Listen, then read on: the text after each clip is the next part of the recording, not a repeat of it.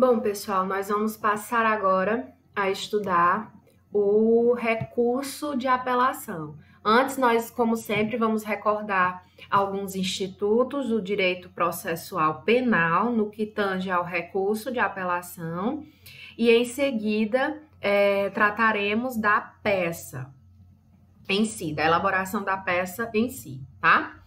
Então, o recurso de apelação ele está disciplinado, em regra, nos artigos 593 a 603 do Código de Processo Penal, né? Já no GCRIM, ele está previsto no âmbito dos juizados especiais criminais, ele está previsto lá na Lei 9.099/95, ele fica lá regulado no artigo 82 da Lei dos Juizados Especiais Criminais. A finalidade dele, né, é pedir ao tribunal que reexamine a sentença definitiva ou com força de definitiva. E quem é que tem legitimidade para interpor, legitimidade ativa para interpor o recurso de apelação? Bom, pode interpor o recurso de apelação o Ministério Público, né? Ele pode, de uma sentença absolutória, inclusive, né, pedir em sede de apelação o reexame, né, daquela sentença. Ele pode tanto na sentença absolutória quanto na sentença condenatória. Ele é o fiscal da lei, né? Então ele pode pedir apelação. O Ministério Público não pode recorrer, se for o caso de ação penal privada, para pedir condenação, ok? Na ação penal privada, ele não pode recorrer na ação penal privada para pedir condenação. E também entende-se que é possível que o Ministério Público recorra contra o réu na ação penal privada subsidiária da pública, né, que vocês já conhecem. Bom, também tem legitimidade ativa o assistente de acusação, né, por exemplo, para pedir o aumento da pena, para pedir a inclusão de qualificadoras, né? Apesar de ter entendimento de que isso não é possível, existem entendimentos de que ele é possível, porque ele tem interesse, né, em formar um título executivo no juizado civil, e tem entendimento de que ele pode, né, porque ele tem a função de auxiliar a justiça. Então, tem entendimento de que ele pode para aumentar a pena ou para incluir qualificadora, né? Pois a função dele é auxiliar da justiça. E tem entendimento que ele não pode nem para pedir aumento de pena e nem incluir qualificadora, porque o interesse dele seria formar um título executivo no cível. A atuação do Ministério Público é supletiva, perdão, do assistente de acusação é supletiva, né? O assistente de acusação só pode apelar nas matérias que não foram impugnadas pelo Ministério Público. Quanto ao defensor dativo, ele não é obrigado a apelar. E o réu e o curador, eles podem recorrer por termo mesmo nos autos, né? Existe uma divergência. Se houver uma divergência entre o réu e o defensor, quem é que pode apelar? Se houver uma divergência entre o réu e o defensor pode apelar, né, porque ele tem capacidade técnica, ou quem deseje apelar, né, em nome da ampla defesa. E a súmula 705 do STF diz que a renúncia do réu ao direito de apelação, se essa renúncia foi manifestada sem a assistência de um defensor, não impede o conhecimento da apelação que já tenha sido interposta por esse defensor, tá? Que mais? Características, né? Nós temos agora, vamos falar agora sobre as características do recurso de apelação, né? Uma das suas características é o seu sentido amplo, né? Por quê? Porque ela devolve ao tribunal toda a matéria que já foi decidida pelo juiz a qual. Então, ela vai ter a característica de ampla, né? Quando ela devolve ao tribunal toda a matéria já decidida pelo juiz a qual. Se ela pede toda e qualquer matéria, pode ser, desde que não seja matéria, né, do recurso centro-distrito, toda a matéria que já foi apreciada pelo juiz a qual pode ser objeto da apelação. Mas também a apelação tem um caráter residual. Ela só é permitido que você interponha o recurso de apelação quando não for possível o recurso em sentido estrito, que vai ser o nosso próximo recurso. Lá vocês vão entender quando é que é cabível o recurso em sentido estrito. Por quê? Porque a apelação tem um caráter residual. Ela só pode ser interposta quando não for possível interpor o RESE, né? Recurso em sentido estrito. E outra característica é que a apelação é delimitada no ato da interposição, né? A súmula 713 do STF diz que o efeito devolutivo da apelação contra decisões do júri é restrito, né, aos fundamentos da sua interposição. Então, o que você utilizar como fundamento na sua interposição vai restringir os efeitos da apelação, certo? Então, ela fica restrita aos fundamentos pelos quais ela foi interposta. Bom, quanto ao prazo, vamos falar um pouquinho agora em relação ao prazo. Quanto ao prazo, a apelação, ela tem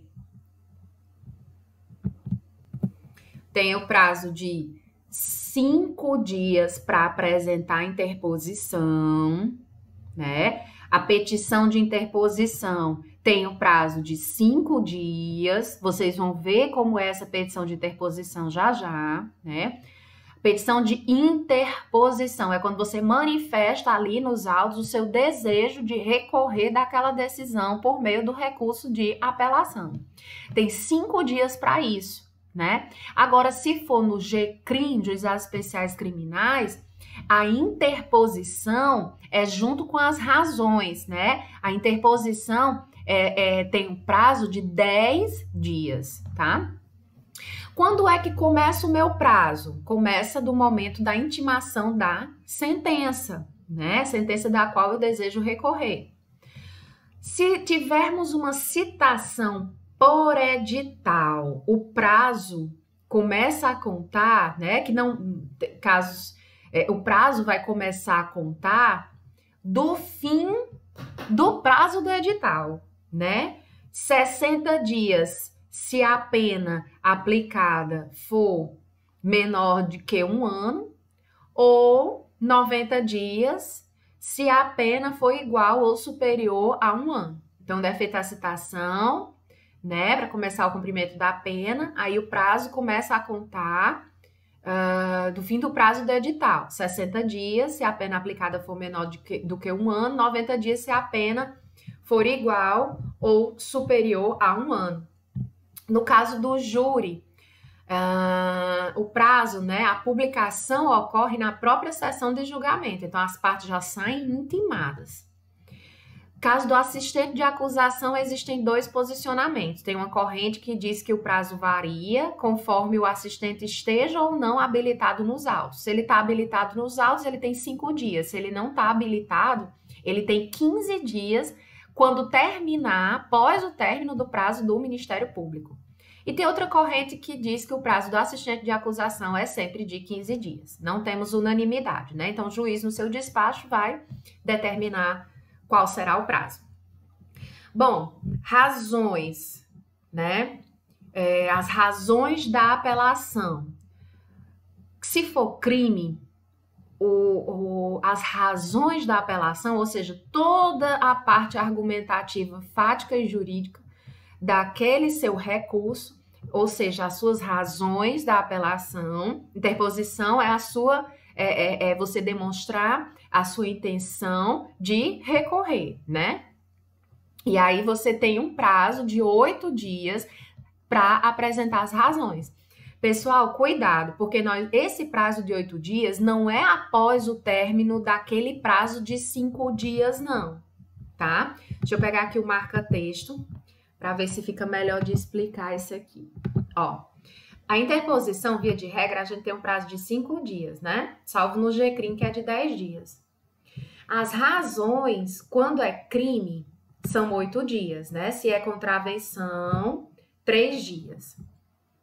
Bom, esses 8 dias não começam a contar quando termina esse prazo de 5 dias para interposição, não, certo? Eles vão correndo juntos, esses prazos. Então, se você entrega a sua petição de interposição no 5º dia do seu prazo, te restam 3 dias, né, para apresentar as razões de apelação. Então, tem que ter cuidado com isso. Não significa que você tem 11 dias, não, tá? Das razões, prazo, você conta separado. 5 dias para interpor, você tem 8 dias para apresentar as razões. Às vezes não dá tempo você terminar de elaborar todas as razões da apelação.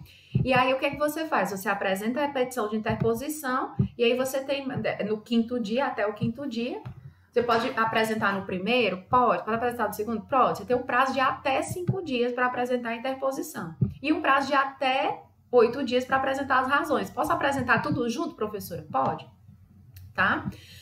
Então, contravenção, o prazo já é de 3 dias, né? Se for assistente de acusação, o prazo também para apresentar as razões é de 3 dias. Após o Ministério Público já ter se manifestado, né? Depois disso, professor, o Ministério Público vai poder contrarrazoar o seu recurso em 3 dias, né? E se é ele, o Ministério Público, que apresentou a interposição, que vai recorrer mediante apelação, ele tem um prazo de 3 dias para arrazoar, né? Tem os prazos de 3 dias para apresentar as razões ou, se for o caso, as contrarrazões do recurso. Porque se a outra parte apresenta um recurso de apelação, com as suas razões do recurso de apelação, você tem direito a apresentar contrarrazões, né? Rebater o que a outra parte está alegando. E se aqui, né, o contrarrazoar se a ação penal for privada, tá? Não for privada, se não for privada, permanece esse mesmo prazo aqui, tá? Se for crime, 8 dias, se for contravenção, 3 dias. E no GCRIM, o prazo é de 10 dias. E atenção que lá no GCRIM, a interposição também é de 10 dias. E lá você tem que apresentar as duas juntas, tá?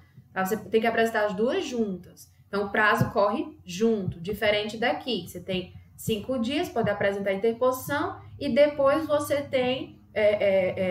e também você tem separadamente o prazo de 8 dias para apresentar as razões. Você apresenta junto com a interposição se você quiser, né? Mas lembrando que no máximo, você tem que em 5 dias apresentar pelo menos a petição de interposição.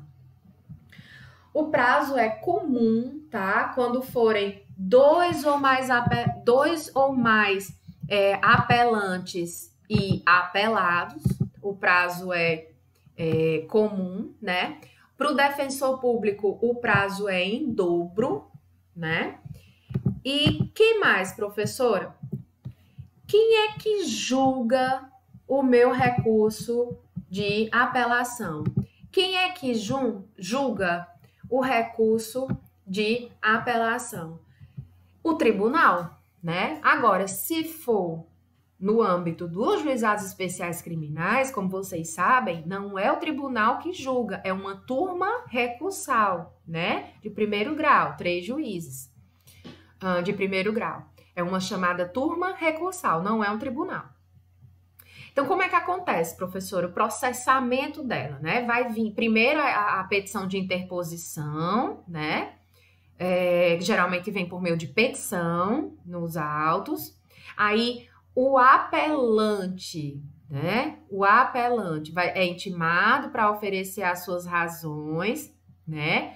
Ou, se ele preferir, ele pode arrazoar em segunda instância, né, de acordo com o artigo 600, parágrafo 4º do Código de Processo Penal. Ele tem que mencionar que quer apresentar suas razões em segunda instância, tá? No tribunal, já no tribunal ad quem, né, vão ser abertas vistas para as razões e as contrarrazões. Depois, o recorrido, né, ou apelado, vai ser intimado para apresentar as suas contrarrazões.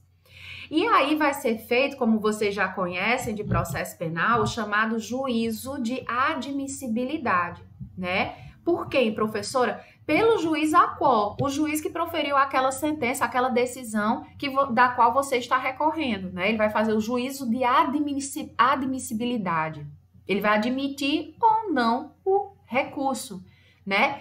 E aí ele vai poder tomar duas atitudes. Ele pode admitir o recurso ou pode não admitir o recurso, né? Se ele admitir, aí o recurso vai ser processado, né? Vai ser feito o processamento desse recurso, vai ser remetido, os autos vão ser totalmente remetidos, hoje em dia é por meio eletrônico, ao tribunal ad quem, né? Essa remessa é feita. Se ele não admitir o recurso, aí a parte que desejava apelar e o juiz não admitiu o recurso de apelação, vai poder recorrer dessa decisão interpondo um rese, né? Um recurso em sentido estrito.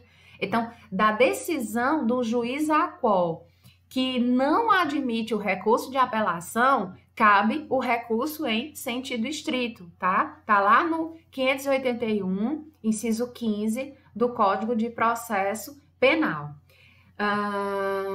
Ele pode admitir o recurso, mas pode não dar o seguimento. Aí vai caber uma outra história aí que é a chamada carta testemunhável, não nos interessa agora. No tribunal, professora, a apelação vai ser processada nesse tribunal, dependendo da pena, né? Como vocês já sabem, depende se for pena de detenção, vai ter um processamento, se for pena de reclusão, vai ter um outro tipo de processamento. Vocês veem isso em processo penal.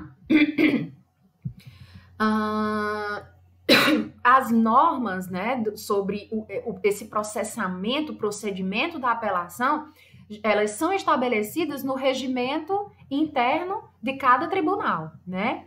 E aí, se houver, vão ser votados, né? Aquele recurso de apelação, aquela decisão vai ser votada pelos desembargadores, né? No julgamento dos recursos, vai ter, cada desembargador vai apresentar o seu voto, né?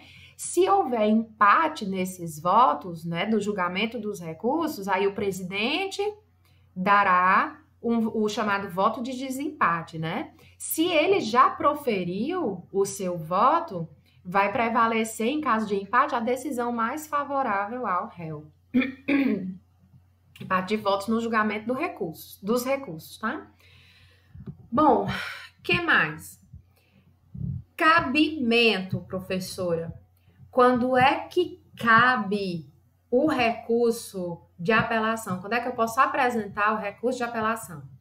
Bom, ele cabe contra sentença definitiva, seja de condenação, seja de absolvição, proferidas pelo juiz singular, né? É o caso mais comum de apelação. Sentença definitiva é aquela, pessoal, como vocês sabem também, que julga o mérito da causa, né? Nós podemos ter uma sentença definitiva condenatória, que vai julgar procedente a pretensão punitiva estatal, por exemplo.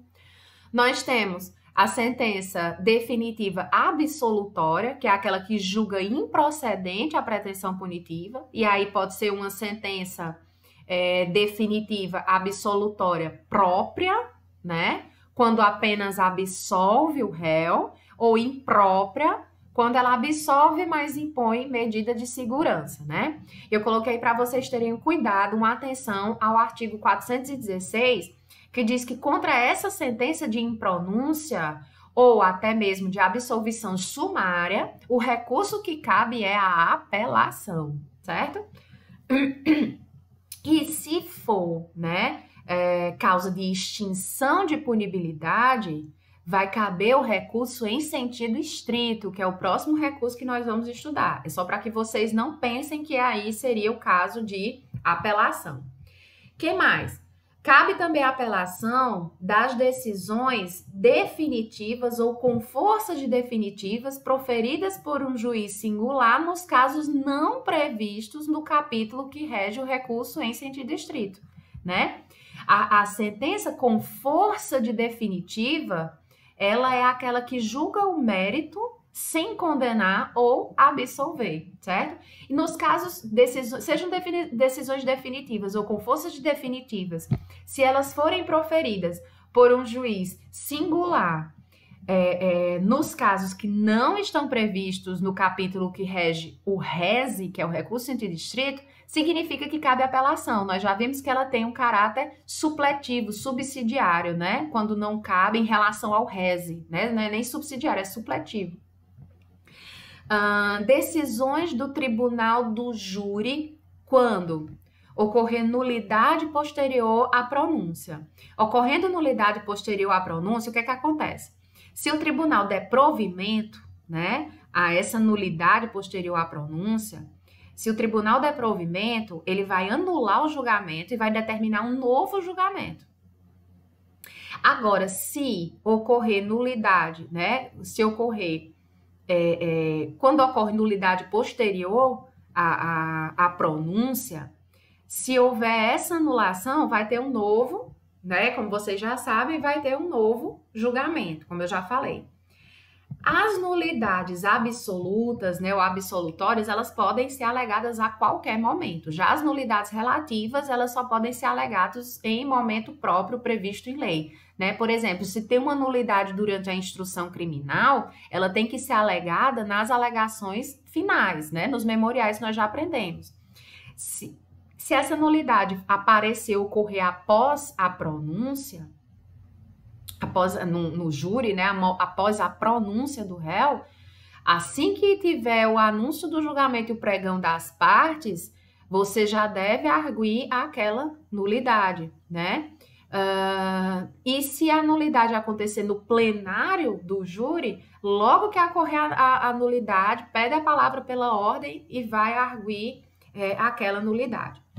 Bom, quando for a sentença do juiz presidente contrária, né, presidente do júri, contrária à lei expressa ou à decisão dos jurados, o próprio tribunal vai fazer a retificação daquela sentença, certo? Então, cuidado, é quando a sentença do juiz que presidiu é contrária à lei ou à decisão dos jurados. Por exemplo, os jurados decidiram que ele era inocente e o juiz dá uma canetada condenando o cara, né?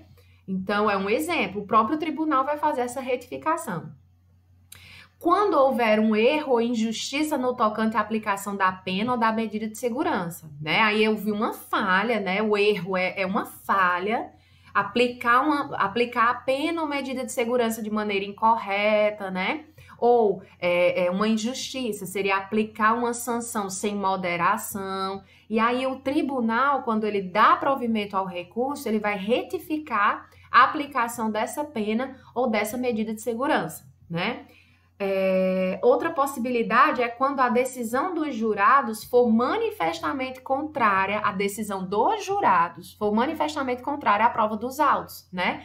O que é manifestamente contrária? É sem apoio em prova nenhuma, né? As provas que foram apresentadas ali apontam uma coisa e os jurados decidem de forma totalmente contrária às provas que foram produzidas naquele processo, que foram apresentadas, né?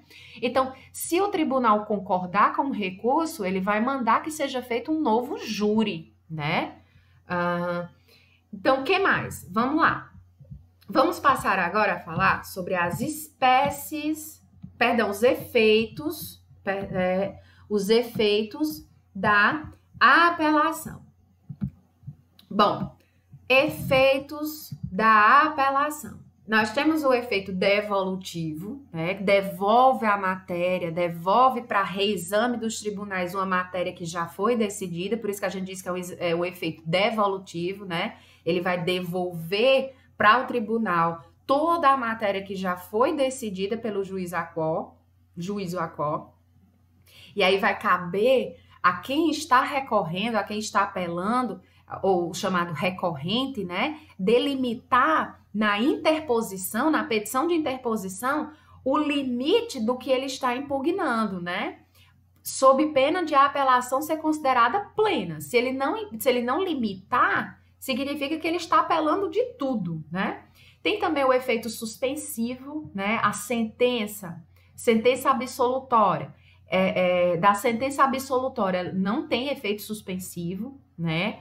O réu já é colocado imediatamente em liberdade.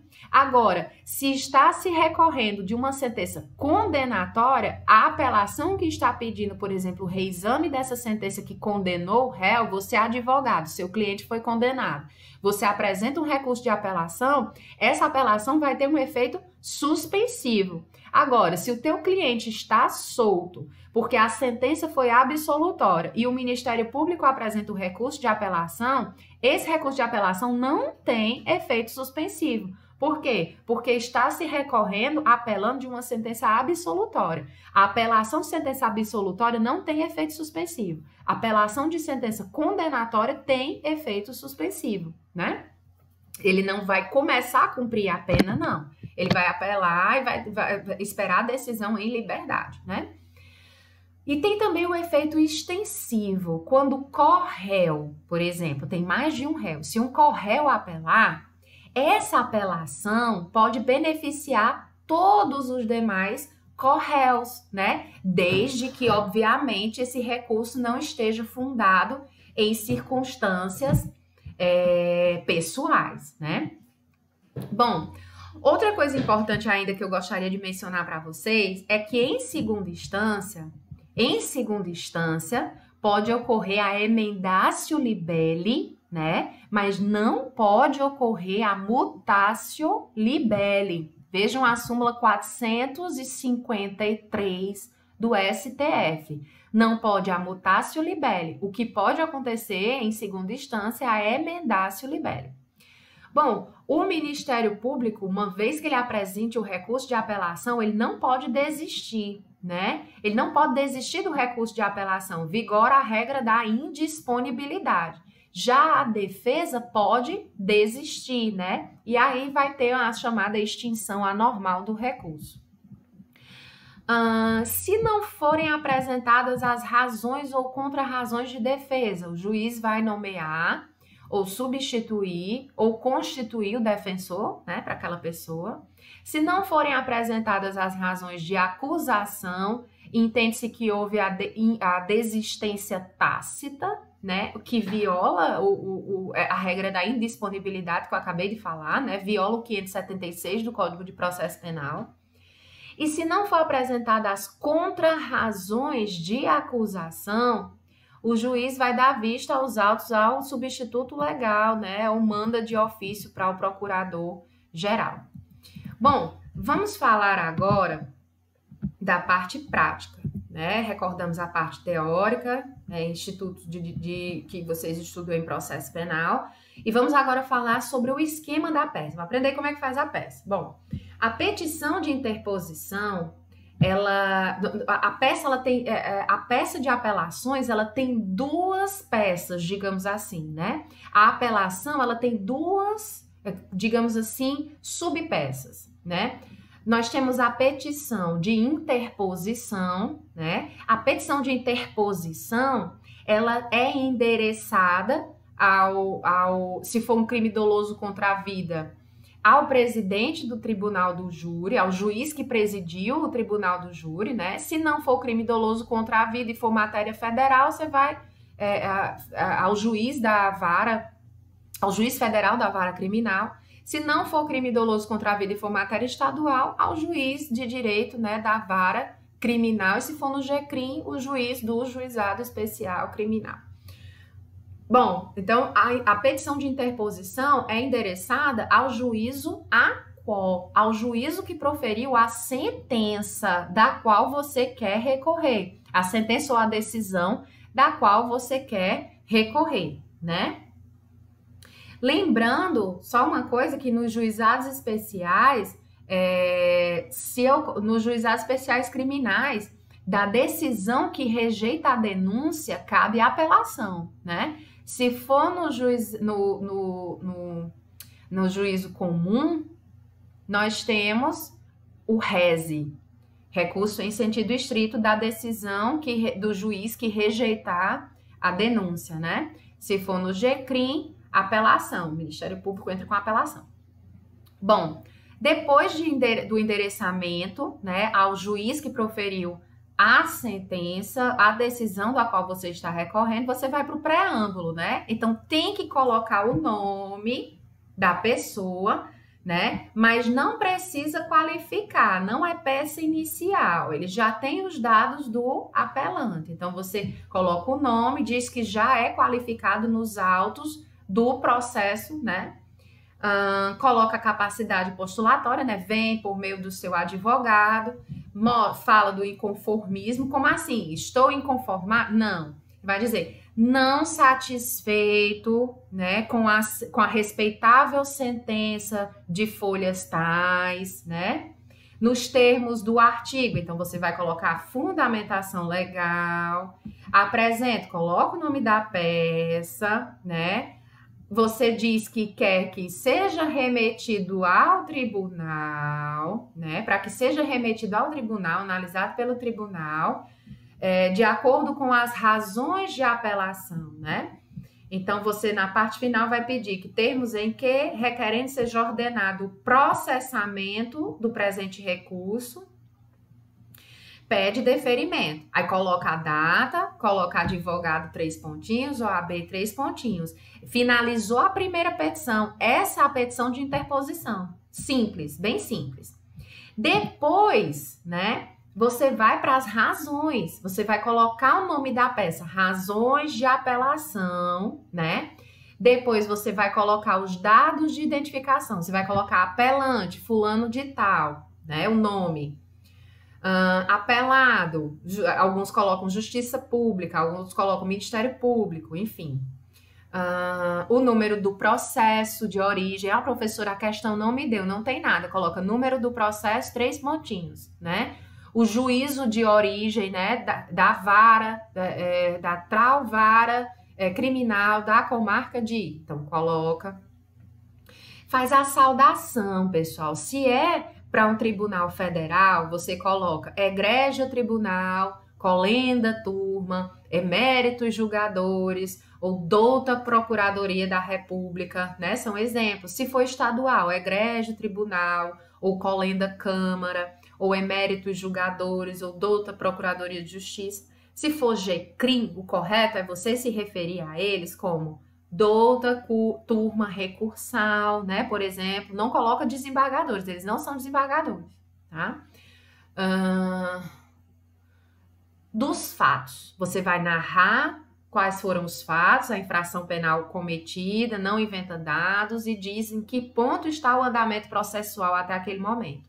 Depois você vai para a parte do direito, né? Você vai trazer todas as teses de acordo com o que a questão está lhe dizendo. Podem ser várias teses, podemos ter preliminares, como vocês sabem, você pode arguir nulidades, você pode alegar causas de extinção da punibilidade, né? Por exemplo, prescrição intercorrente, o que for. Você pode combater o mérito, né, daquela causa, firmando o entendimento que ali as provas mostraram que era o caso de absolvição e foi tudo julgado ao contrário do que mostrou as provas, etc, etc. Então, você vai arguir preliminares, né, as nulidades processuais, você vai arguir, se for o caso, as causas de extinção da punibilidade, você vai arguir também no mérito a parte de absolvição, que deveria ser absolvido porque o fato era atípico, ou estava amparado por uma excludente de culpabilidade, ou enfim, né? o mérito. E na parte final, você vai colocar em termos em que pede deferimento, né? Depois dos seus pedidos. Nos pedidos, você vai pedir sempre o provimento do recurso. Alguns colocam também o conhecimento e o provimento do recurso, né? Para, né? Aí você vai fazer um pedido específico para reconhecer a nulidade tal e tal, ou para reformar a sentença nos termos de tal e tal, certo? Então, é isso que você vai fazer. Sempre você faz o pedido pelo provimento do recurso, né? Que seja, e aí você pode colocar vários pedidos subsidiários, de acordo com cada tese que você colocou na parte do direito, certo? Então, são duas, é como se fossem duas peças, né, que compõem a peça de recurso de apelação. Então, primeiro a interposição. Professora, precisa que sejam feitas a interposição e as razões em folhas separadas? Não, você pode, tanto na OAB como aqui na nossa prática simulada, você pode colocar tudo na mesma folha, certo? Quem está examinando sabe que precisamos economizar espaços, e essas peças de apelação, de memoriais, de reze costumam ser peças muito longas e vocês só têm 5 laudas, né, para isso. Então não tem problema, não precisa pular aquele monte de linha depois de endereçamento e tal. Vocês já sabem que eu já falei sobre isso com vocês em aulas presenciais. Bom, eu vou colocar para vocês no Unileão Digital o modelo de um recurso de apelação e vou passar os casos referentes a essa peça. Bons estudos!